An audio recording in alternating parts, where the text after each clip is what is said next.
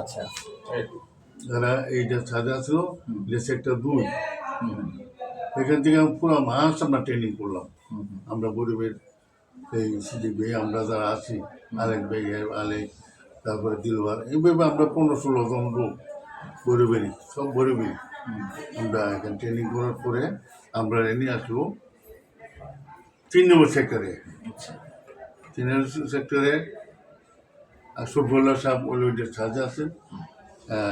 এখানে আমরা সানমারি করলাম, করলাম বলে এটা দুলি, বিভিন্ন জাতের গুলি সানমারি করতে, সানমারি চানমারি।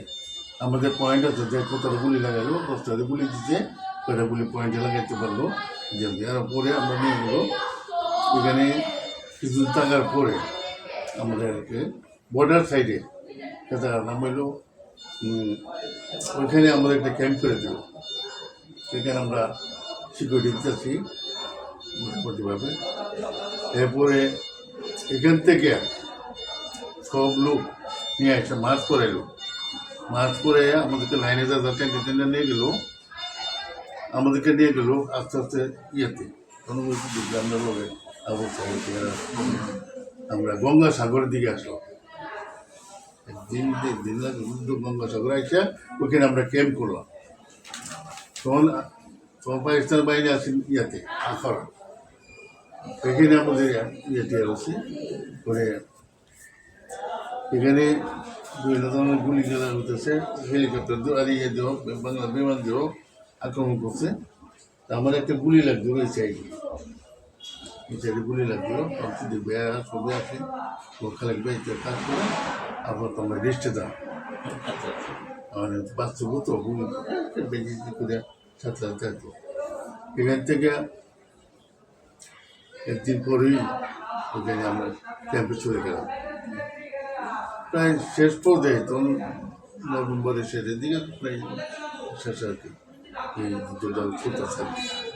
এই যুদ্ধ থেকে আমি আহত গেলাম, আহতর পরে আমি এসে বললাম মেডিকেল টিম আছে দিয়া আমার ইয়াতে রাখলো, গুলি গুলি যা ছিল আছে, জেনারেটার ছিল, সবগুলি খুলে রাখলো। দেখে আমার তারা চিকিৎসা করতে থাকে, চিকিৎসা করতে তার চুলবাড়িতে বলতে প্রায় অ্যাকসেপ্ট করতে।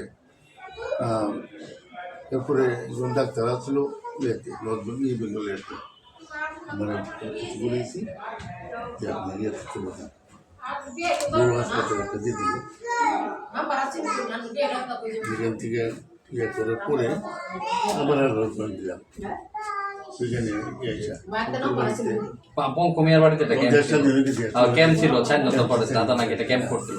আমার আবার চন্ডীবার মাইনু সরকারের বাড়িতে বলে ক্যাম্প হতো, মাইনু দোয়া ছিল। হ্যাঁ, মাইনু সরকার মারা গেছে, ক্যাম্পটা ছিল। ছিল এই পুষ্টির মতো আসছিল একটা। হ্যাঁ, সিদ্দিক সেনের নেতৃত্বে আমরা 8 জন একসাথে ট্রেনিং করছি মেলা করে প্রায় 1 মাস যাবৎ বিভিন্ন ধরনের অস্ত্র আমরা ট্রেনিং করছি। করার পরে এখান থেকে আমরা 3 নম্বর সেক্টর সবগুলো আমরা চলে গেলাম। ওইখানে গিয়ে আমাদের সানমারিটা বাকি ছিল, ওইখানে আমরা সানমারি করলাম। করার পরে আমরা কিছুদিন এখানে অবস্থান করলাম। অবস্থান করার পরে আমরা নিয়ে গেল এখানে একটা সাইডে একটা ক্যাম্পে। এখানে থেকে আমরা বর্ডারে বিভিন্ন ধরনের ইয়েতে আমরা ওখানে যেতাম।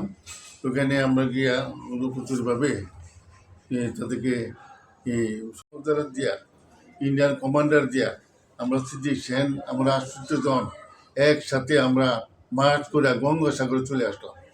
গঙ্গাসাগরে আমরা কিছুদিন অবস্থান করি।